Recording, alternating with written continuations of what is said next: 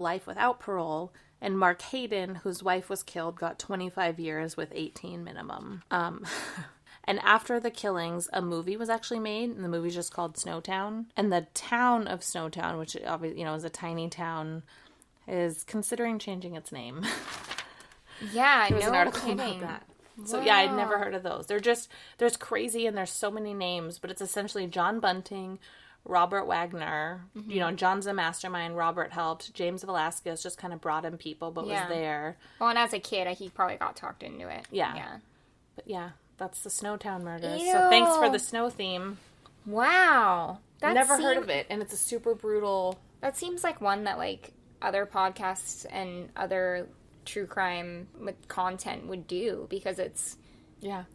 It's brutal, and it's an interesting story, but... Well, and there seems to be no rhyme or reason, right? Like, of course, he's some psychopath who, like, we all fucking hate pedophile. Like... But then none of us like those people. No, but then he's throwing in gay people, which makes, like...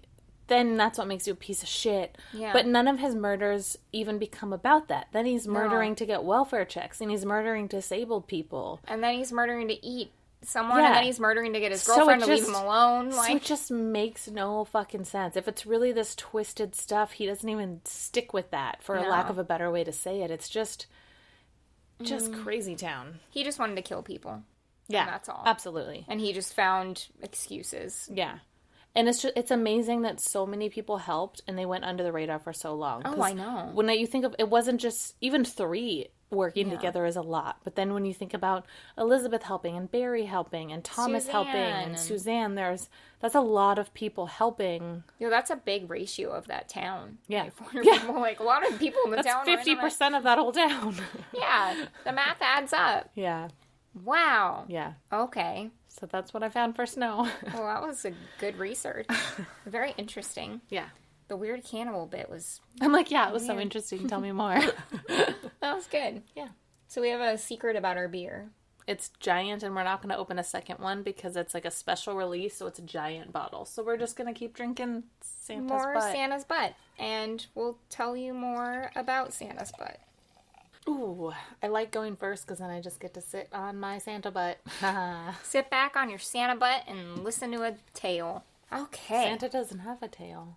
Reptilian Santa does. Ew.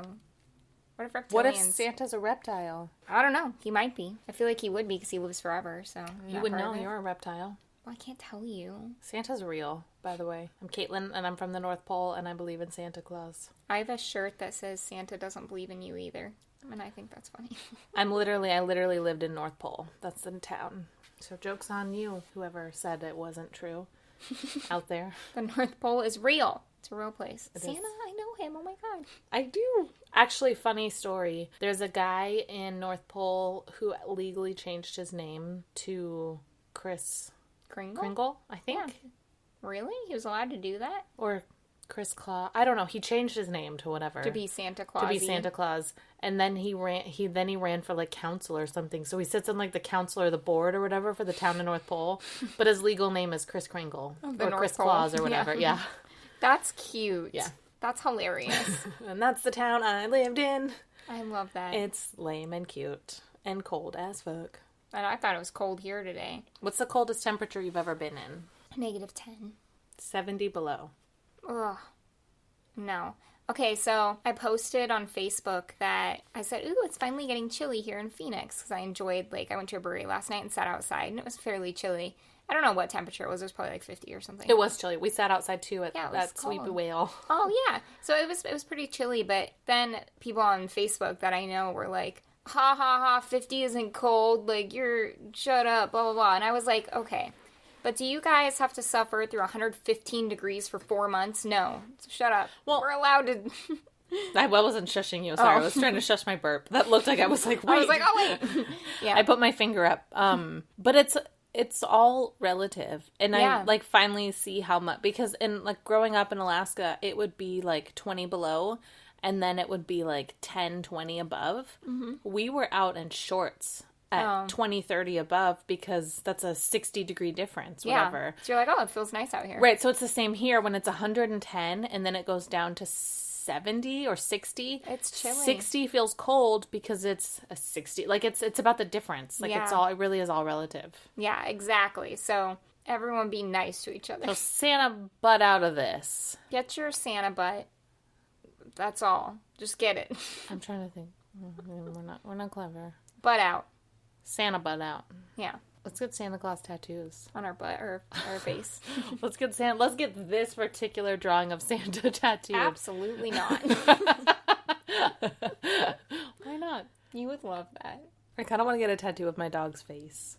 Do you? That'd actually be sweet. Only because our friend Jess, I won't say her last name, she just got a tattoo. Well, she has a full sleeve.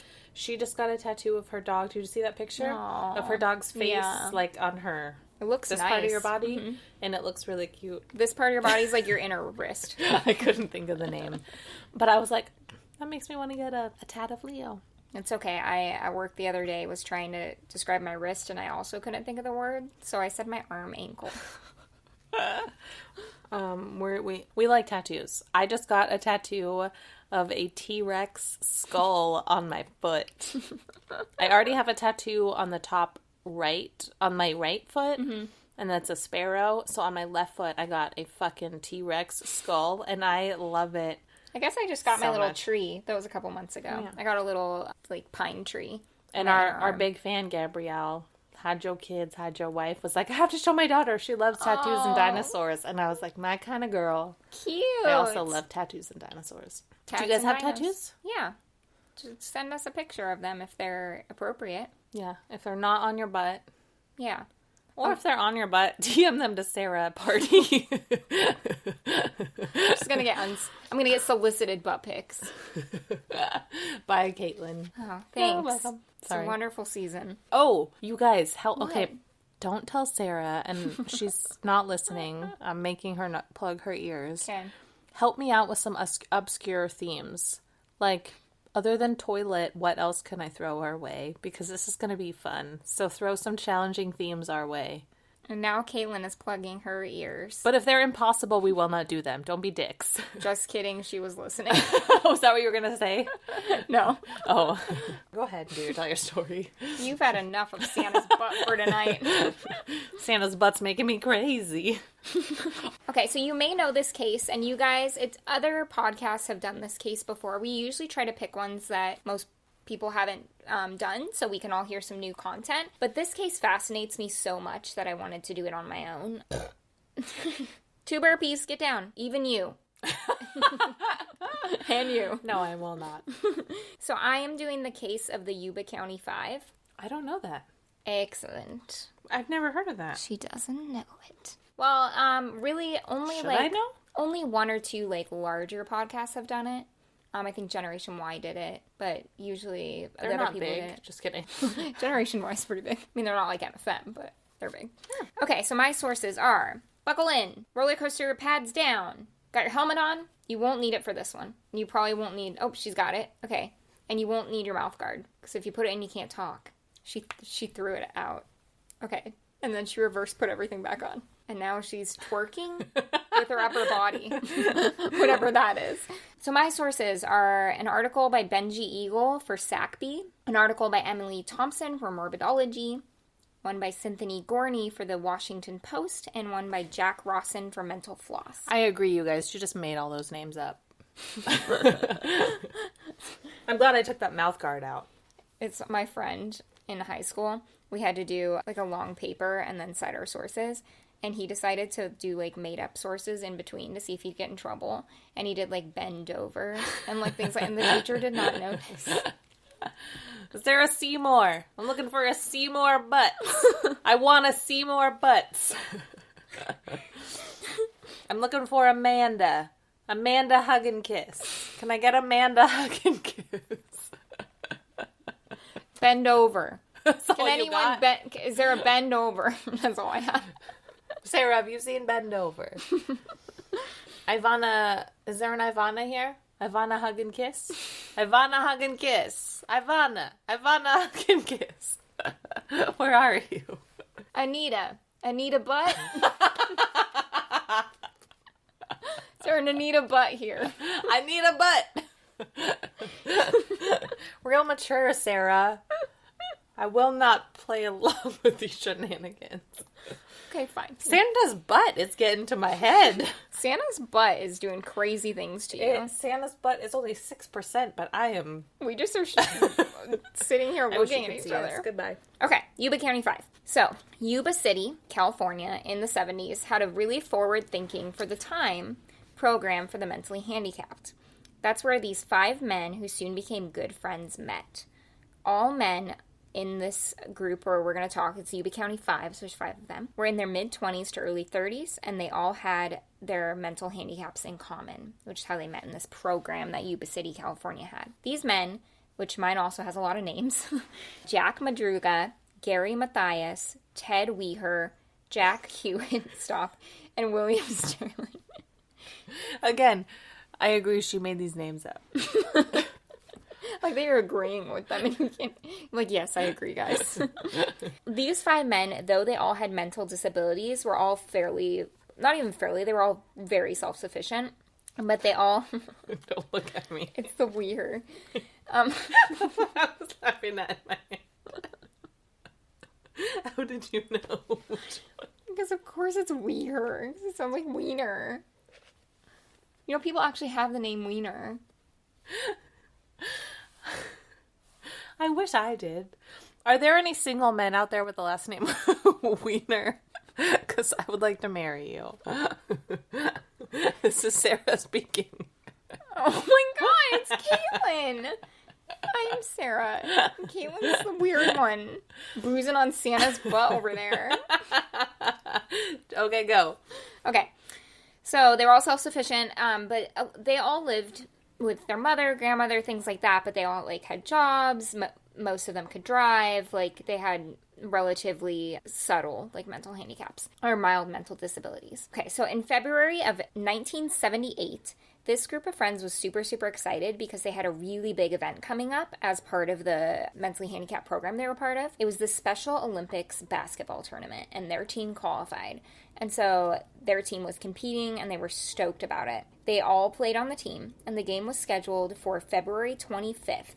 So early on in the month, the men were practicing a lot. They were getting really excited. In the flurry of excitement, the guys decided to go on a mini road trip. And it was like a mini road trip. It was only 50 miles. The day before their big event to watch a college basketball game at California State. So they were going to get excited, go see a big basketball game. And then come back and play. Yeah, the next day. So it was just going to be, wasn't even overnight. It was just for the evening. So the guys decided this would just be the day trip. And they wanted to be fresh for their game because if they won, they got tickets to Disneyland. And they all really wanted to go to Disneyland. So the men all got ready to take the 50-mile trip to the game. It was a really cold day that day, and they were heading up to the mountains above Feather River, which apparently gets a ton of snow. And so there was sure to be like a couple feet of snow. Like, they were expecting a lot that night. As Ted left, his grandma reminded him to take a coat, but he said, "Oh, Grandma, I won't need a coat, not tonight." And so the guys all headed to Chico in Jack Madruga's white and turquoise Mercury.